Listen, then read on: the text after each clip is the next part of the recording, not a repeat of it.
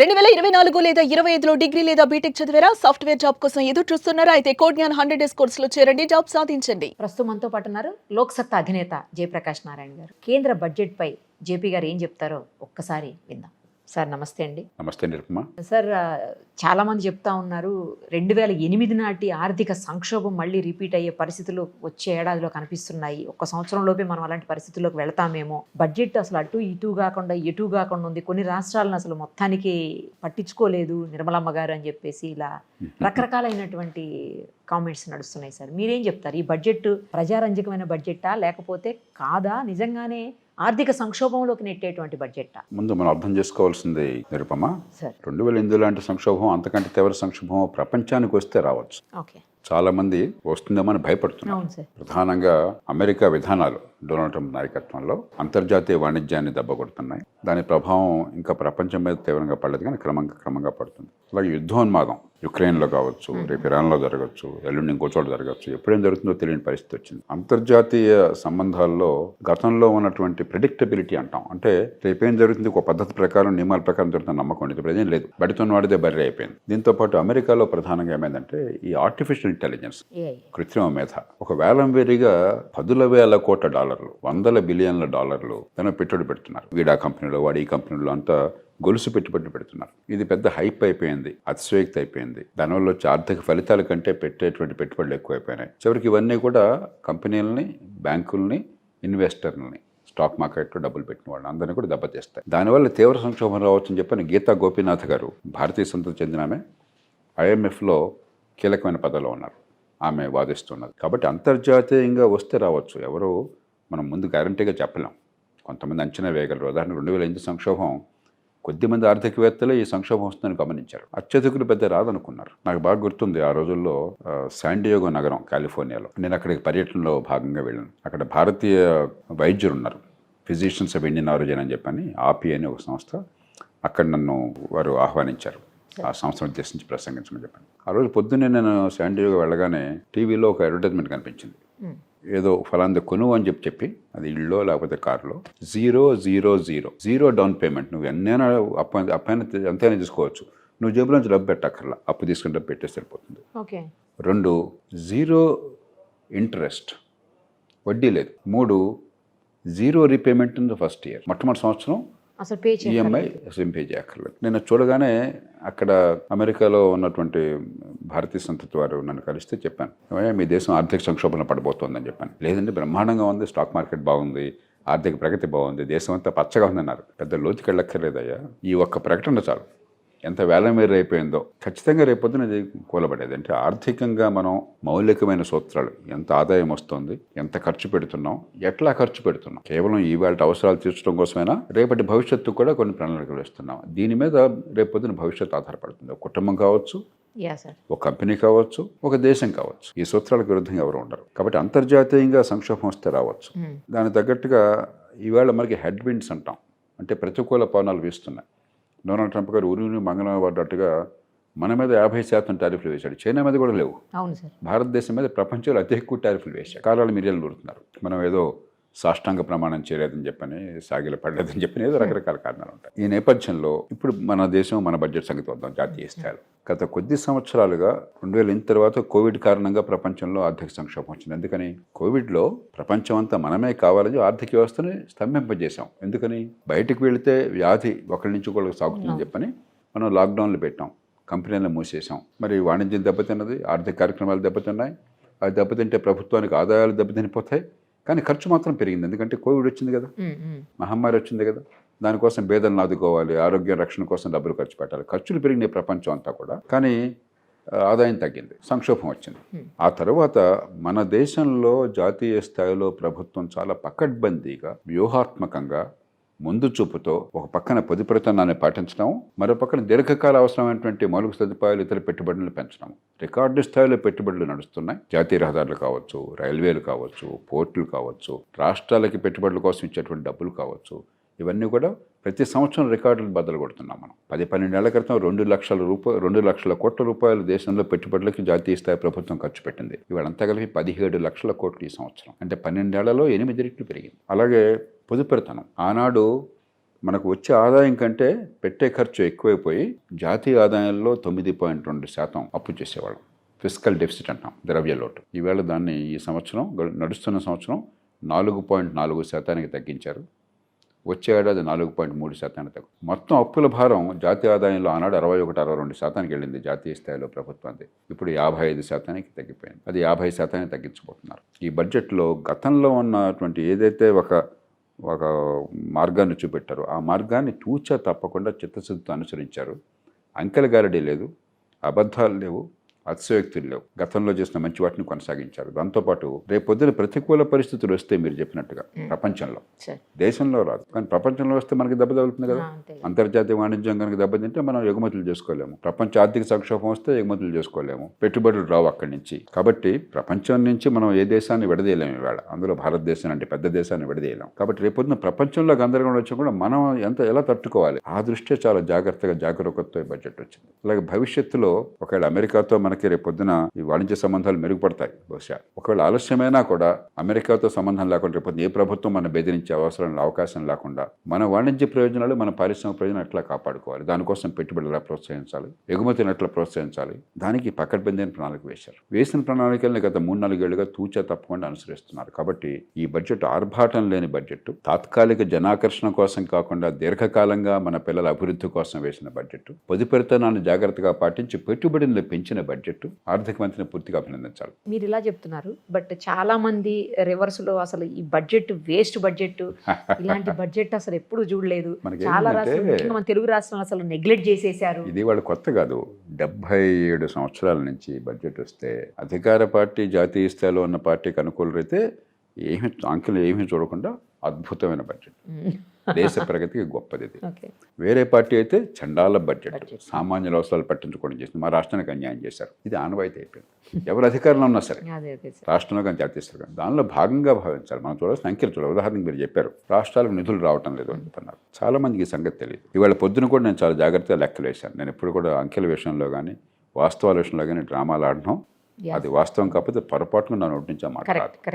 అధికారికమైన వాస్తవాలు. ఈ సంవత్సరం అంటే ఈ బడ్జెట్లో ప్రతిపాదించింది 26,20,769 కోట్ల రూపాయలు, 26 లక్షల కోట్ల పైచిరుకు, 26,20,000 కోట్ల రూపాయల పైచిరుకు జాతీయ స్థాయి నుంచి రాష్ట్రాలకు వివిధ రూపాల్లో బదిలీ అవుతోంది. దానిలో ఆంధ్రప్రదేశ్ వాటా ఉంది, తెలంగాణ వాటా ఉంది, కర్ణాటక వాటా ఉంది, తమిళనాడు వాటా ఉంది, కేరళ వాటా ఉంది, మహారాష్ట్ర ఉంది, బెంగాల్ ఉంది, యూపీ ఉంది, బీహార్. దీన్ని జాతీయ స్థాయిలో నిర్మలా సీతారామన్ గారి ప్రభుత్వం లేదా ఆర్థిక మంత్రిగా ఉన్న ప్రభుత్వం వసూలు చేసే పన్నుల మొత్తంలో కనుక లెక్కేసినట్టయితే ఎంత శాతం అని చెప్పని 60%. అంటే జాతీయ స్థాయికి వచ్చే పన్నుల డబ్బుల మొత్తంలో 59.6% కరెక్ట్గా చెప్పాలంటే, రౌండ్ ఫిగర్ చెప్పాలంటే 60%. ఆ డబ్బులన్నీ రాష్ట్రాలకు బదిలీ అయిపోతాయి. దానిలో ఆర్థిక సంఘం ఇచ్చేటువంటి రాష్ట్రాలకు వచ్చే నిధులు ఉంటాయి. ఆర్థిక సంఘం ద్వారా ఫైనాన్స్ కమిషన్ అని చెప్పంటాం.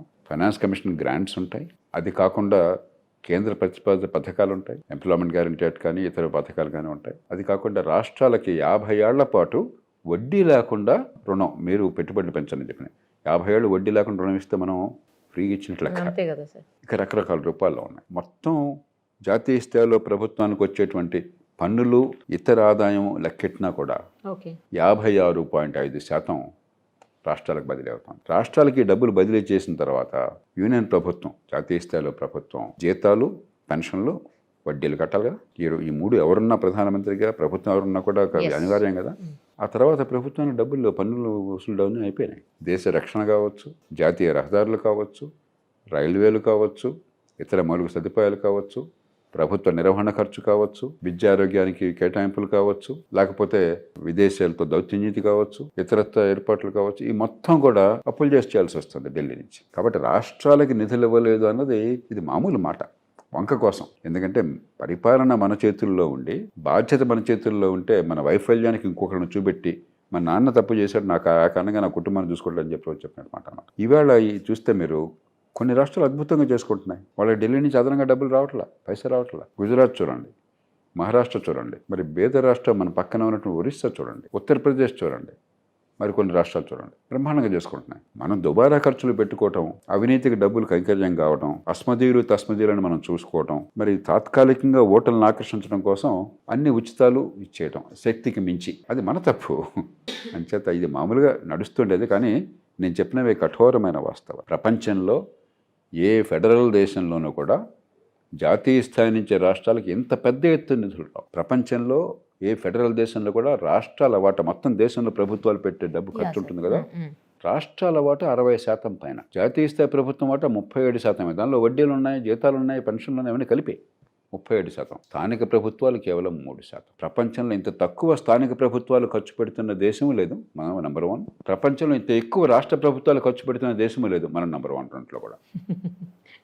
ఇవి కఠోర వాస్తవాలు. మనకేంటంటే రాజకీయ చర్చల్లో, పత్రికల్లో, టీవీ ఛానళ్ళలో, సోషల్ మీడియాలో వాస్తవాలు అక్కర్లే. అదిగో పూలంటే ఇదిగో తోక, దొన్నపో తినిందంటే దూడను కట్టేయమని చెప్పండి. అంతేగాని అసలు వాస్తవం ఏమిటి, ఏం జరుగుతుంది ఆలోచించే శక్తి మనకు పోయింది. ఎంతసేపటికి పార్టీ, కులం, ఈ రెండు పక్కన పెట్టి వాస్తవాల దృష్టిలో ఆలోచించి మన భవిష్యత్తు గురించి మనం ప్రణాళిక వేసుకోవాలి. Right sir. అసలు ట్రంప్ విషయానికి వస్తే ఒక్కసారి ఎందుకు సార్ అంత దారుణమైనటువంటి నిర్ణయాలు, గత కొద్ది రోజులకి అసలు ఆయన ఏం చేస్తున్నాడు, ఏం నిర్ణయాలు తీసుకుంటున్నాడు, అవి వచ్చి ఎంత ఎఫెక్ట్ ఇతర దేశాల మీద పడుతుంది, ముఖ్యంగా మన రూపాయి పతనం అయిపోవడానికి ఎంత కారణం అవుతుంది అనేది ఎందుకు అసలు ఇలా ఉరుమురు మంగళం పడ్డట్టుగా మన మీద ప్రధానంగా పడ్డాడు. మనం అనుకున్నాం అమెరికాతో సంబంధాలు బాగున్నాయి, ట్రంప్ మనకు చాలా అనుకూలంగా ఉంటాడు, చైనా మీద విరుచుకు పడతాడు, చైనాకి మనకి మన సమస్యలు మనకున్నాయి, చైనాతో మనం పోటీ పడుతున్నాం కాబట్టి మనకు అనుకూలంగా ఉంటుందని చెప్పి గత 20 ఏళ్ళుగా అమెరికాలో ప్రభుత్వాలు ఆ రీతిని ప్రదర్శించి మనం కూడా అమెరికాతో చాలా మంచి సంబంధాలు పెంచుకున్నాం. అలాగే భారతీయ సంస్థలు అమెరికాలో చాలామంది ఉన్నారు. మరి వీళ్ళు ఆ దేశంలో ఒదిగొదిగి ఉంటారు. అక్కడికి వెళ్ళి నేరాలకు పాల్పడడం కానీ, సంఘటిత నేరాలు కానీ, లేకపోతే ఏదో మా మతం, మా కులం అని చెప్పిన అక్కడ కొంతమంది మూర్ఖంగా చేసినా కూడా అక్కడ సమాజాన్ని అండకల్లోలం చేసే పరిస్థితి లేదు. కానీ డొనాల్డ్ ట్రంప్ ఏంటంటే అతి జాతీయవాది. నా దేశం తప్ప ప్రపంచం ఏమైనా నాకు రాష్ట్రం, నాకు అభ్యంతరం లేదు. ఇది ఏ దేశంలో ఉన్నా కూడా అది విజ్ఞత గల పని కాదు. కానీ అమెరికా ప్రపంచానికి నాయకత్వం ఇస్తుంది. ఆ నాయకత్వం వల్ల చాలా లాభం పొందుతోంది. ప్రపంచంలో ఎక్కడ మేధా సంపత్తి ఉన్నా కూడా అమెరికాకు వలసిపోతున్నారు. తెలుగులో నోబెల్ ప్రైజ్లను అమెరికాలో రావడం అమెరికాలో పుట్టిన వాళ్ళ వల్ల కాదు, ఇతర దేశాల నుంచి అందరూ, మన దేశం నుంచి పోయిన సుబ్రహ్మణ్యం చంద్రశేఖర్, వెంకయ్య రామకృష్ణంతో సహా ఇక్కడి నుంచి అక్కడికి పోయిన వాళ్ళు అక్కడ మేధా సంపత్తిని పెంచుతున్నారు, అక్కడ పరిశ్రమలో పెట్టుబడులు పెంచుతున్నారు, అక్కడ ఇన్నోవేషన్ తీసుకొస్తున్నారు, R&D రీసెర్చ్ అండ్ డెవలప్మెంట్ తీసుకొస్తున్నారు. ప్రపంచం అంతా అంతే. అలాగే అమెరికన్ డాలరు ప్రపంచానికి రిజర్వ్ కరెన్సీ. దానివల్ల ఏమవుతుంది, మనందరికీ డాలర్లు అవసరం. మనం ఏదైనా వస్తువు కొనాలంటే డాలర్ అవసరం, ఇంకొకటి మన నుంచి వస్తువు కొనాలంటే డాలర్ అవసరం. కాబట్టి డాలర్ గిరాకీ ఎప్పుడైతే ఉన్నదో అమెరికాలో వినియోగదారులకి, ప్రజలకి, ప్రభుత్వానికి చాలా లాభం చేకూరుతుంది. కాబట్టి ప్రపంచ నాయకత్వంలో లబ్ధి పొందుతున్న దేశం అమెరికా. అలాంటిది నా ప్రపంచం ఏమైనా నాకు అభ్యంతరం లేదు. ప్రపంచం నాశనం కానీ నా దేశం ఒక్కటే కావాలనుకుంటే అమెరికా కూడా నష్టపోతుంది, ప్రపంచం నష్టపోతుంది. ఎందుకంటే కుదేలైపోతుంది. ఏదో ఒకటి రెండో ప్రపంచ యుద్ధం తర్వాత అమెరికా ప్రపంచానికి నాయకత్వం అనివార్యంగా వచ్చింది. అమెరికా చాలా ఆ నాయకత్వాన్ని సమర్థంగా ఉపయోగించింది ప్రపంచం కోసం, తన ప్రయోజనాల కోసం. యూరప్ రెండో ప్రపంచ యుద్ధం తర్వాత మరి ఆ యుద్ధంలో సర్వనాశనం అయిన తర్వాత మళ్ళీ పెరిగింది అని చెప్పంటే కేవలం అమెరికా చాలా వల్ల. రెండో ప్రపంచ యుద్ధంలో నాశనం అయిపోయినటువంటి కొరియా కానీ, లేకపోతే జపాన్ కానీ పెరిగినాయంటే కేవలం అమెరికా వల్ల. చైనా నుంచి వేరుపడ్డ తైవాన్ బ్రహ్మాండమైన దేశంగా పెరిగిందంటే అమెరికా వల్ల. అమెరికా నుంచి వచ్చే పెట్టుబడులు, అమెరికా నుంచి వచ్చిన టెక్నాలజీ, అమెరికా మార్కెట్లని ఓపెన్ చేసి దిగుమతులను ఆహ్వానించడం వల్ల, ఆ దేశంలో వస్తువులను కొనటం వల్ల. చైనా మనకంటే అధ్వానంగా ఉంది 1980లో. ఇంత అద్భుతంగా ఎదిగింది అని చెప్పంటే అమెరికా పెట్టుబడులు, అమెరికా టెక్నాలజీ, అమెరికా మార్కెట్. కాబట్టి ప్రపంచంలో గత 70 ఏళ్లలో తప్పులు జరిగినా కూడా అమెరికా చాలా మంచికి కారణమైంది. ఇప్పుడు దాని మొత్తాన్ని పక్కన పెట్టి అటు అమెరికాకి, ప్రపంచానికి గందరగోళంగా తయారైనాడు. అది అంతర్గతమైన రాజకీయ సమస్యలు కాబట్టి అక్కడ నాయకత్వం గురించి మనం మాట్లాడలేం. ఆ ప్రజలు నిర్ణయించుకోవాలి చివరికి లాభమా నష్టమా అని చెప్పన్నది. ఈలోగా మనం తట్టుకోవాలి, మన ప్రజలను మనం కాపాడుకోవాలి. ఇప్పుడు ఇంకో దేశంలో ఎవరు రాష్ట్రపతి, వాళ్ళ విధానాలంటే మనం శాసించడం. మనం ఏం చేస్తాం, మనం శాసించడం బోధపడుతున్నాన్ని పాటిస్తామా, భవిష్యత్తు కోసం పెట్టుబడులు పెడతామా, లేకపోతే ఈవేళ రాజకీయ లబ్ధి కోసం చెప్పి డబ్బుల్ని తగలేస్తామా, మన పిల్లల నైపుణ్యాన్ని పెంచుతామా, మంచి విద్య అందిస్తామా. రాష్ట్రాల్లో విద్య ఎంత చండాలంగా ఉన్నది. 20% పిల్లలకు తప్ప కాస్త మధ్యతరగతి వర్గాలు, చదువుకున్న తల్లిదండ్రులు ఉండి కష్టపడి డబ్బులు ఖర్చు పెట్టి దాంతోపాటు ఇంట్లో శ్రద్ధ తీసుకుని ట్యూషన్లు పెట్టి ఇవి చేస్తే తప్ప పనికిరాని విద్య అందుతోంది. పేద కుటుంబాలు, దిగువ మధ్యతరగతి కుటుంబాల్లో ఏమవుతారు ఆ పిల్లలంతా? వాళ్ళు ఏ పాపం ఎరగరు, వాళ్ళే తప్పు లేదు, తెలివితేటలున్నాయి వాళ్ళకి. కాబట్టి మన సమస్యల పరిష్కారం మన చేతుల్లో ఉంది. మనం ఏం చేస్తాం మన చేతుల్లో ఉంది, వాళ్ళు ఏం చేస్తారో మన చేతుల్లో లేదు. అక్కడున్న పరిస్థితిని గమనించాలి, రేపొద్దున పరిస్థితి ఎట్లా వచ్చినా తట్టుకునేట్టుగా నిలబడాలి. ఈ బడ్జెట్లో ఆ ప్రయత్నం జరిగింది. ఉదాహరణకి రాష్ట్రాలకి ఏమీ లేదని చెప్పిన మాట అన్నారు. 7 హైస్పీడ్ రైల్స్ ప్రతిపాదించారు.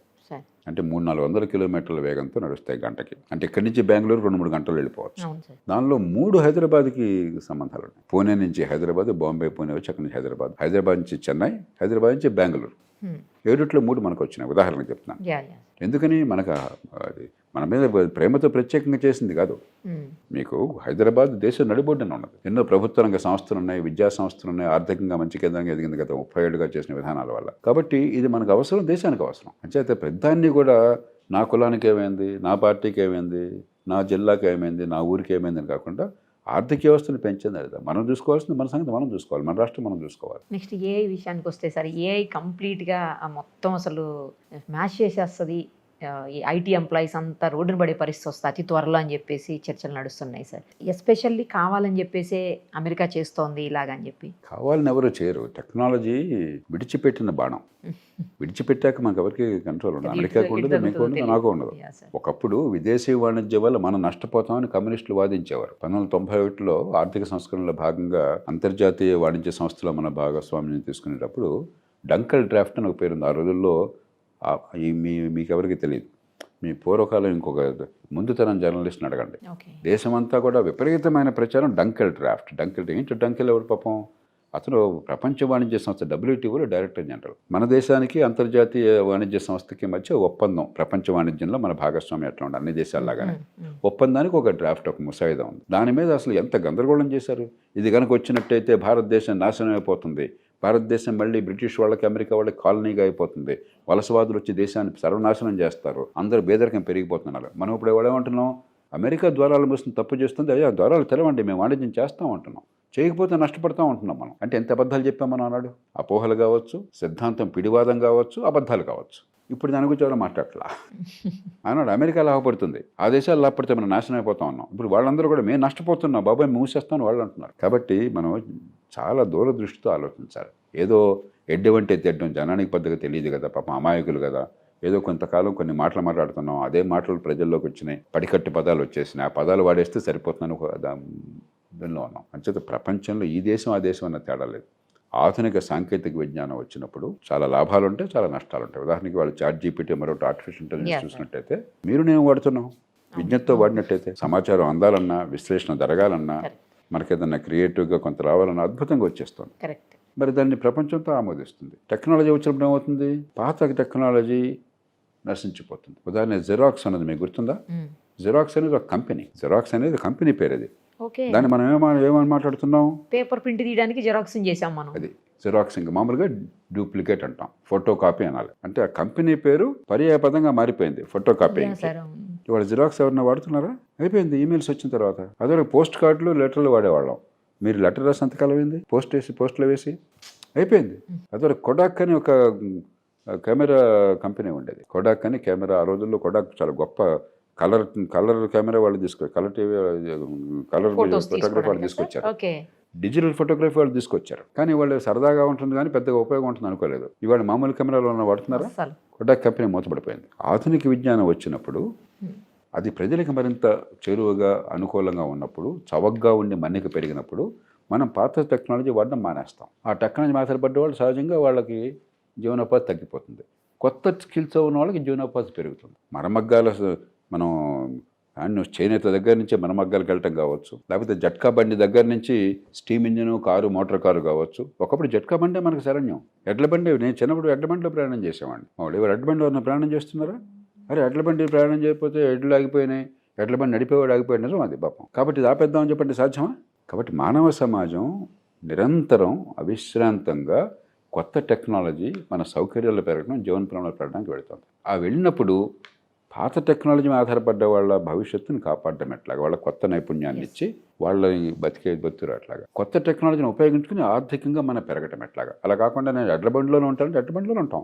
అక్బర్ కాలంలో ఎడ్ల బండిలో ఉన్నాం, మరి అశోకుడి కాలంలో ఎడ్ల బండిలో ఉన్నాం, ఇవాళ కూడా ఉంటామంటే అలాగే ఉంటాం. కానీ మారుతున్న కాలంలో టెక్నాలజీ ఉపయోగించుకోవాలి. ఆర్టిఫిషియల్ ఇంటెలిజెన్స్ కూడా అట్లాంటిది.